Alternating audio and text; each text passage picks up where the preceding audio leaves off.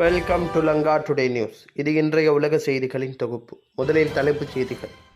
வெளிநாடொன்றில் வெடித்து சிதறும் எரிமலை, விமான சேவைகள் ரத்து.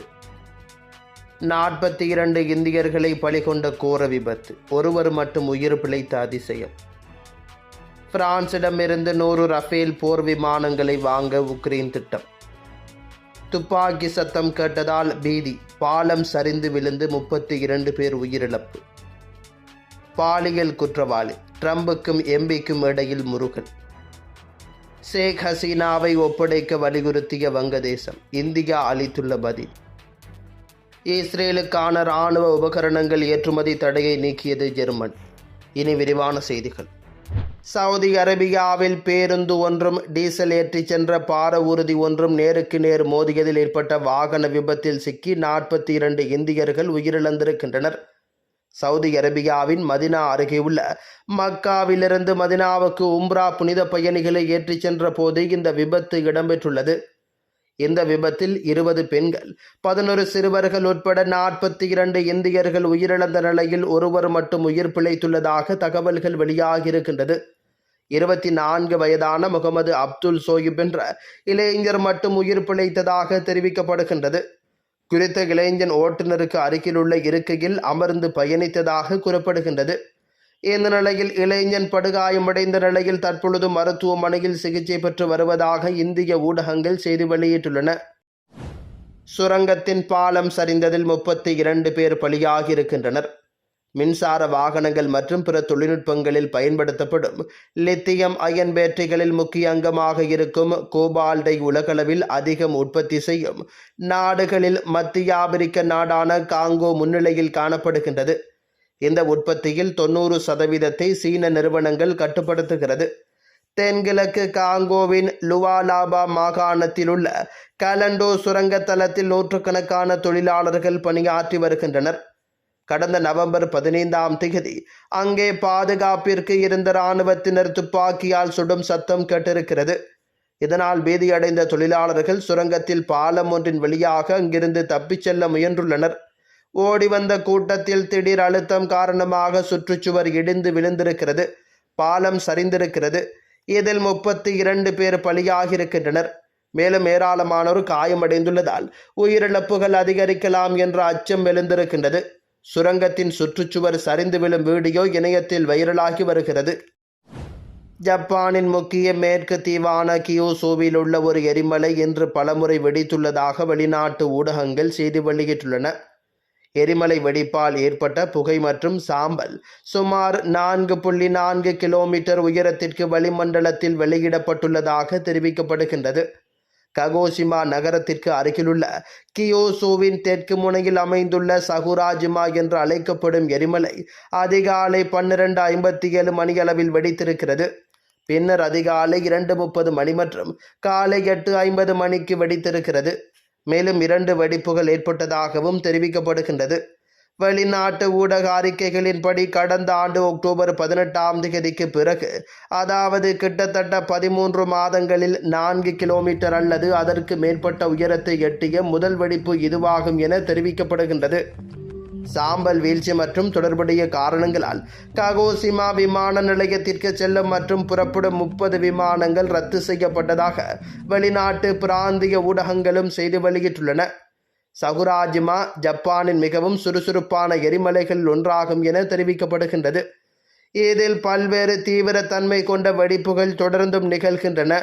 2019ஆம் ஆண்டில் அது 5.5 கிலோமீட்டர் உயரத்திற்கு சாம்பலை கக்கியதாக வெளிநாட்டு ஊடக அறிக்கைகள் தெரிவிக்கின்றன. அமெரிக்காவில் பாலியல் குற்றவாளி தொடர்பில் ஜனாதிபதி டொனால்ட் ட்ரம்புக்கும் அவருக்கு நெருக்கமான நாடாளுமன்ற உறுப்பினருக்கும் இடையில் முருகல் நிலை ஏற்பட்டுள்ளதாக தகவல்கள் வெளியாகியிருக்கின்றன. குடியரசுக் கட்சியில் ட்ரம்புடன் மிகவும் நெருக்கமாக செயல்பட்ட நாடாளுமன்ற உறுப்பினர் மர்ஜரி டெய்லர் கிரீனுடன் முருகல் நிலை ஏற்பட்டுள்ளது. அடுத்த ஆண்டு நடைபெறவுள்ள இடைத்தேர்தலின் போது மார்ஜரி டெய்லருக்கு ஆதரவு வழங்கப் போவதில்லை என டொனால்ட் ட்ரம்ப் அறிவித்துள்ளார்.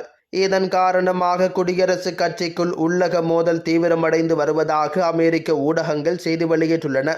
அண்மையில் பாலியல் குற்றவாளியான ஜெஃப்ரி எப்ஸ்டெயின் தொடர்பான தகவல்கள் வெளியான நிலையில் சர்ச்சையை ஏற்படுத்தியிருந்தது. பாலியல் சர்ச்சை தொடர்பான ஆவணங்களை மறைக்கும் செயல்பாட்டுக்கு டொனால்ட் ட்ரம்ப் ஆதரவு வழங்கியதாக மார்ஜரி டெய்லர் குற்றம் சாட்டியிருந்தார். இதன் மூலம் தனது உயிருக்கு ஆபத்து உள்ளதாகவும் குறிப்பிட்டுள்ளார். இந்த விவகாரம் தொடர்பில் ட்ரம்ப் மற்றும் மார்ஜரி டெய்லர் ஆகியோருக்கு இடையில் கடும் முறுகல் நிலை ஏற்பட்டுள்ளது. இதனை அடிப்படையாக கொண்டு இடைத்தேர்தலில் அவருக்கு ஆதரவு வழங்கப் போவதில்லை என டொனால்ட் ட்ரம்ப் அறிவித்திருந்தமை குறிப்பிடத்தக்கது. மரண தண்டனை விதிக்கப்பட்டுள்ள ஷேக் ஹசீனாவை ஒப்படைக்க கோரிக்கை வைத்த வங்கதேசத்திற்கு இந்தியா பதிலளித்துள்ளது. வங்கதேசத்தில் கடந்த ஆண்டு இராணுவத்தில் உள்ள இடஒதுக்கீட்டுக்கு எதிராக மாணவர்கள் நடத்திய போராட்டத்தில் இராணுவம் துப்பாக்கிச்சூடு நடத்தியதால் வன்முறை வெடித்திருந்தது. இந்த வன்முறையில் 1000க்கும் அதிகமானோர் உயிரிழந்ததோடு 20,000க்கும் அதிகமானோர் காயமடைந்தனர். பல்வேறு கட்டிடங்கள் தீ வைக்கப்பட்டன. போராட்டக்காரர்கள் அப்போதைய வங்கதேச பிரதமர் ஷேக் ஹசீனாவின் அதிகாரப்பூர்வ இல்லத்தை கைப்பற்றியதை அடுத்து ஹெலிகாப்டர் மூலம் தப்பி இந்தியா வந்து தஞ்சமடைந்துள்ளார். வன்முறை தொடர்பாக ஷேக் ஹசீனா மீது குற்றம் சாட்டப்பட்டு வங்கதேசத்தின் சர்வதேச குற்றவியல் தீர்ப்பாயத்தில் நடைபெற்று வந்தது. வழக்கை விசாரித்த தீர்ப்பாயம் ஷேக் ஹசீனா மீது குற்றச்சாட்டை உறுதி செய்து அவருக்கு மரண தண்டனை வழங்கி தீர்ப்பளித்துள்ளது. இந்த தீர்ப்பு குறித்து கருத்து தெரிவித்துள்ள ஷேக் ஹசீனா, எனக்கு எதிரான இந்த தீர்ப்பு ஜனநாயகமற்ற தேர்ந்தெடுக்கப்படாத அரசால் நிறுவப்பட்ட ஒரு மோசடியான தீர்ப்பாயத்தால் வழங்கப்பட்டுள்ளது. இது முற்றிலும் பாரபட்சமானவை என தெரிவித்திருக்கின்றார். இதனை அடுத்து இந்திய அரசு தாமதமின்றி ஷேக் ஹசீனாவை உடனடியாக ஒப்படைக்க வேண்டும். குற்றவாளிகளுக்கு அடைக்கலம் தருவது நீதிக்கு இழைக்கப்படும் அவமதிப்புக்கு சமம் என வங்கதேச வெளியுறவு அமைச்சகம் தெரிவித்துள்ளது. இதற்கு பதிலளித்துள்ள இந்திய அரசு, முன்னாள் பிரதமர் ஷேக் ஹசீனா தொடர்பாக வங்கதேச சர்வதேச குற்றவியல் தீர்ப்பாயம் அறிவித்த தீர்ப்பை இந்தியா கவனத்தில் கொண்டுள்ளது. நெருங்கிய அண்டை நாடாக வங்காளதேச மக்களின் நலன்களுக்கு இந்தியா தொடர்ந்து உறுதி பூண்டுள்ளது. அதில் அமைதி, ஜனநாயகம், உள்ளடக்கம் மற்றும் ஸ்திரத்தன்மை ஆகியவை அடங்குகின்றது. அதற்காக நாங்கள் எப்போதும் அனைத்து பங்குதாரர்களுடனும் ஆக்கப்பூர்வமாக ஈடுபடுவோம் என தெரிவித்துள்ளது. பிரான்சிடமிருந்து 100 ரஃபேல் போர் விமானங்களை வாங்கும் ஒப்பந்தத்தில் உக்ரைன் கையெழுத்திட்டுள்ளது. இந்த வரலாற்று ஒப்பந்தம் உக்ரைன் ஜனாதிபதி வோலோடிமிர் செலன்ஸ்கி மற்றும் பிரான்ஸ் ஜனாதிபதி இம்மானுவேல் மேக்ரோன் இடையே பாரிஸ் அருகிலுள்ள வில்லா கோபலரி விமான தளத்தில் கையெழுத்தாகியிருக்கிறது.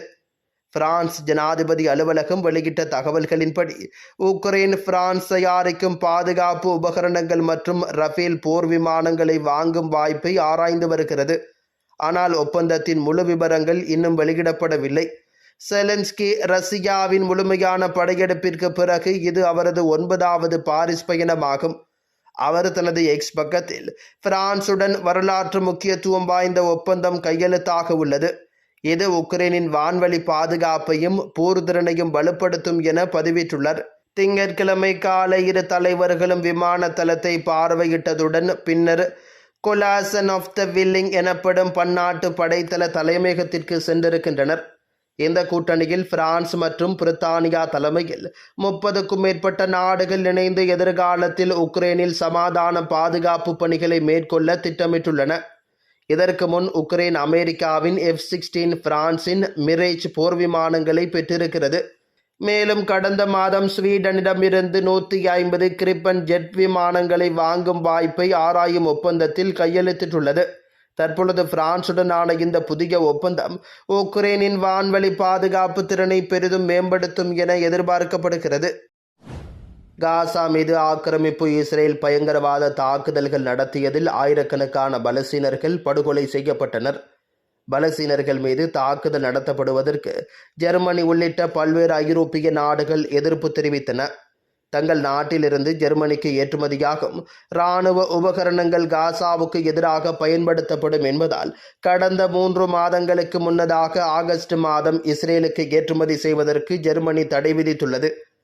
இந்த நிலையில் தற்பொழுது இந்த தடையை ஜெர்மனி நீக்கியுள்ளது. வருகிற 24ஆம் தேதி முதல் இந்த நீக்கம் நடைமுறைக்கு வருகிறது. அமெரிக்க அதிபர் டொனால்ட் ட்ரம்ப் முயற்சியால் இஸ்ரேல் காசா இடையே கடந்த மாதம் போர் நிறுத்தம் ஏற்பட்டது.